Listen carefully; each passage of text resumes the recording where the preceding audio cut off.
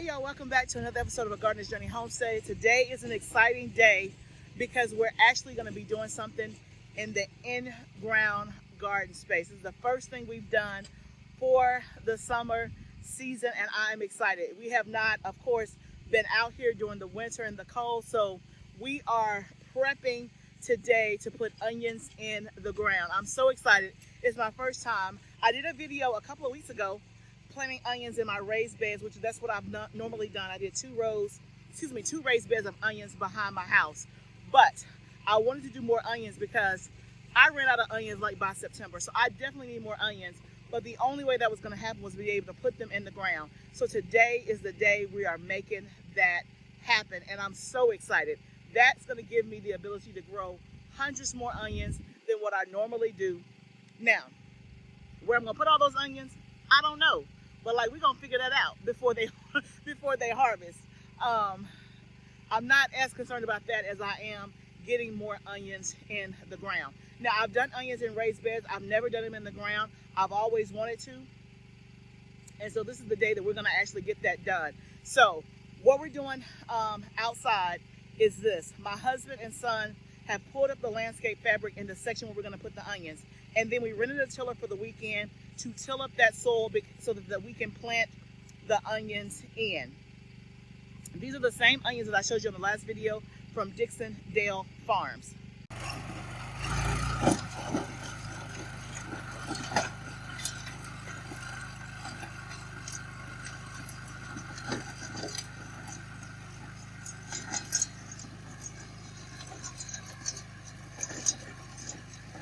You probably hear the tiller behind me. I apologize. So hopefully you can hear me.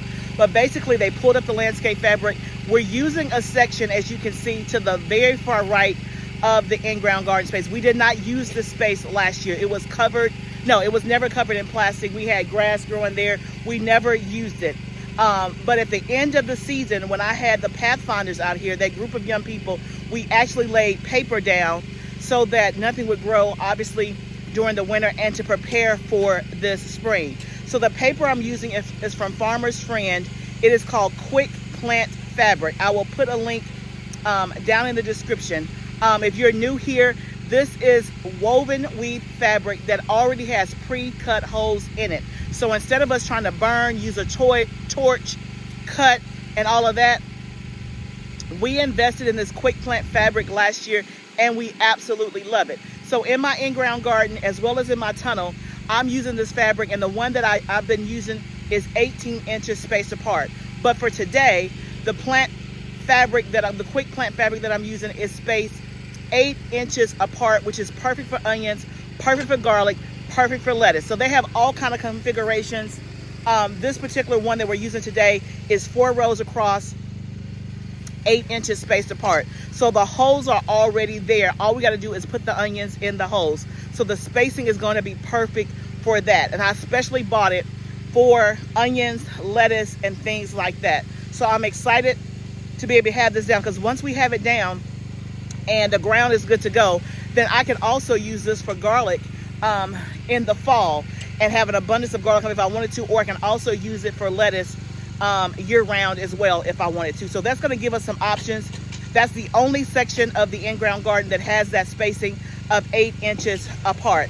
So we rented a tiller for the weekend because this soil, the whole space was tilled last summer, but we never planted in it, and so it was a little hard. And because it's never been planted in, so my husband, we just rented a tiller. He's going back over it, and then we're going to lay the landscape fabric back down, and then we're just going to plant the onions in there. So let me show you some footage of us prepping, getting the space ready.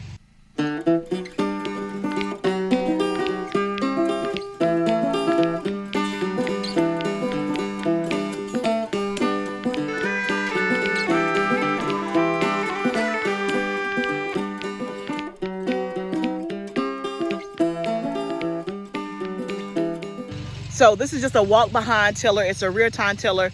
It's like $60 for a day. So we picked it up for the weekend. They just charged us a daily 1-day price since it was over the weekend. So $60, you can get it done.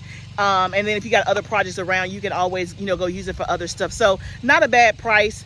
for the use that we're using it for, and then we got other stuff that we can use it for while the time that we have it. So overall, not a bad deal. Since we have a walk behind tiller, but it hasn't been working right since we've been out here. So it was just much easier to go ahead and rent one for the weekend and then just call it done. So as my husband gets finished, my husband and son will lay the landscape fabric back down, staple it down, and then we'll be ready to plant the onions. So the onions we're planting today are candy and red candy. I ordered 4 bunches of candy, 1 bunch of red candy. We already used 1 bunch behind the house, so we have 3 bunches of the candy left and then 1 bunch of the red. Okay, you can see my husband got it all tilled up. There's nothing like the sight of some freshly tilled soil that is ready to plant. It's like yelling like, please put something in me. Please plant me, plant me, plant me.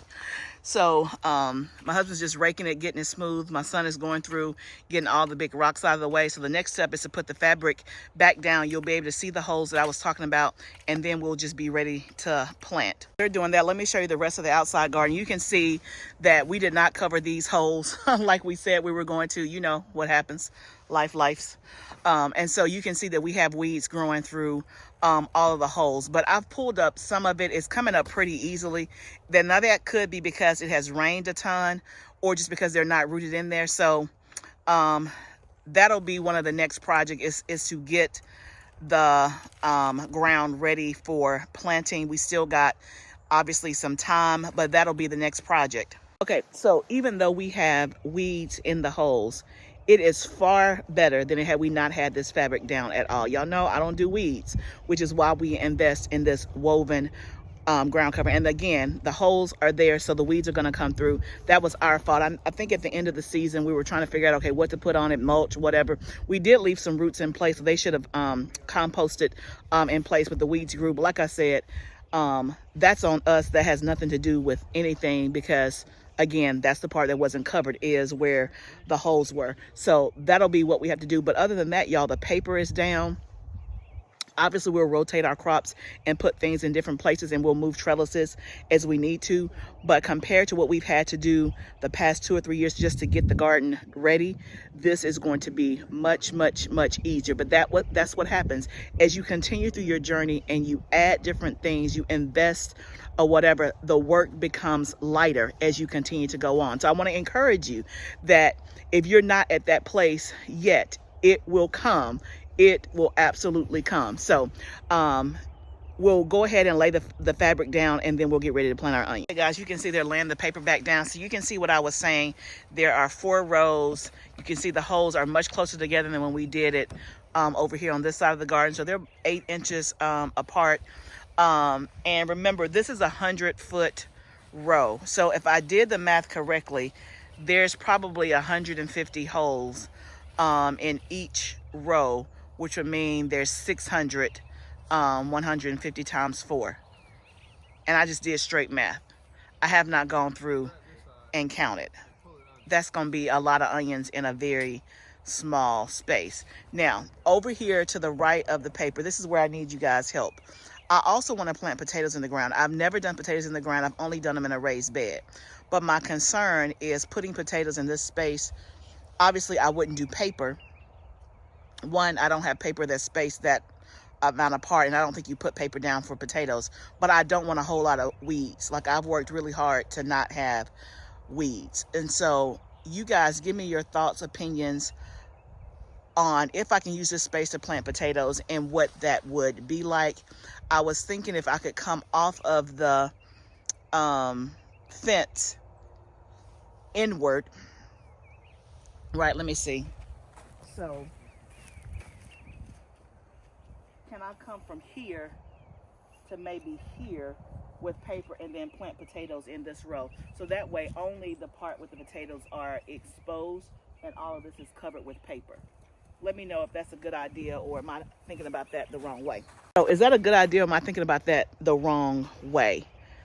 Here's my thing. I would love to have potatoes in the ground because I can get more than I can in a raised bed, but I do not want potatoes at the sake of a whole bunch of weeds, right? Because when those potatoes come out, of course I would put paper back down, but let me know. And again, the potatoes which should be far enough from the onions, but I don't know if those two are not compatible. Again, I've never done potatoes in the ground. I've only done them in the raised bed, but you can only get so much doing it in a raised bed versus if I had a 100-foot row, I would have potatoes for days. So put down in the comments, let me know. I need some tips and suggestions, some advice on all the things about growing potatoes in the ground. Okay, y'all, so it's time to plant the onions when they get done. And I just came up with what I think is an ingenious idea. I'm about to use my dibbler. This right here, I've shown you this before. This is called a dibbler, and you can use it, and again, to make holes to plant. Like, so if you need to go 1/4 of an inch, or whatever. Some dibblers have markings on them. I don't remember if this one does or not, because again, I've used it very rarely, but this is gonna be the perfect application for these onions, because I can just go through and put holes in all of them, and somebody can just go behind me and put the onions in there. Since he's just freshly tilled it and we had rain 2 days ago, I'm just gonna go and poke holes all the way in it instead of trying to dig through it with my hand, and then just put the onions in there. And I think that's gonna work out just fine. I've already tested it on like 3 or 4. Ingenious. This is going to come in handy for sure. And I think this dibbler is in my Amazon shop. So if you want one of these, go grab it. Look at the link below and you can go grab one in the Amazon shop. And like I said, this is perfect, especially if you're a new gardener and you don't know, okay, what's 1/4 of an inch, what's 1/2 inch. When I first started gardening, I used this religiously. Now I just eyeball it, but it's great for putting holes and things. So it's gonna be a perfect application for this. Y'all, I just recorded some really good stuff, some good wisdom, and my camera wasn't on. I mean, yeah, I didn't press record. If you're a content creator, you know what that feels like. I mean, I can't even duplicate all the good stuff I said. Here's the gist. We are about 50% done laying these onions. And a couple of things I have realized. One, I should start gardening in my 20s, not in my 40s. Because this is the part that is not sexy. This bending down every 6 inches, putting stuff in the ground. My body is like, sis, you need to go back to harvesting, not planting, okay? It's been a day. We're almost 50% done. We're gonna try to get it done before the end of the day. If not, it's gonna be tomorrow's work. So we planted red candy onions. I counted the rows, not the rows, the holes in each row. Loosely, there's about 100, not 150. And that one bundle of red candy onions took up the whole row and almost half of another row. So Dixondale, y'all must love me, because you say 60 to 75 plants per bundle. I'm getting like 100 plus plants per bundle. Thank you so much. But y'all, ordered more onions because I thought I was gonna need more. I don't think I'm gonna need more. So I'm going to call Dixondale in the morning and see if I can cancel this additional order. If I can't, then somebody locally is going to get real blessed, because they can send them, but I'm not planting them. Once I get these planted in the ground, this is probably 400, and I got 100 behind my house. I'm going to call it done. I'm not going to try to be the top achiever on this. Not on this. So let me turn the camera around. You can see a little bit of what we've done, and we're going to wrap this up. Okay. So there's proof, y'all. That whole first row is done, and then about 40% of the second row. We still got 2.5 rows left to do, and we have 3 bundles left to plant. Okay, y'all, we're gonna finish the onions tomorrow because it's about to be dark here shortly, and we're all tired. It's been a day. You're seeing this video, but we've been doing a whole bunch of other stuff today, and we're gonna call it quits for today, and we're gonna finish these onions another day. Of course, I might not turn the camera on, but I'll let you know that we got it done. Of course, you'll see them growing as we spend more time outside here in the outside garden. So thank you guys for joining me today as we prepped another space to plant more onions, and for our first time in the ground. Let me know your thoughts and suggestions about putting potatoes out here. Again, I'm a novice when it comes to that. I've never done potatoes in the ground. I've only done the raised bed. So I'd love to know your thoughts on that. and your suggestions, let me know. Thank you guys for rocking with me today on this video. Remember, gardening is a journey. Let's grow together. I'll see you next time.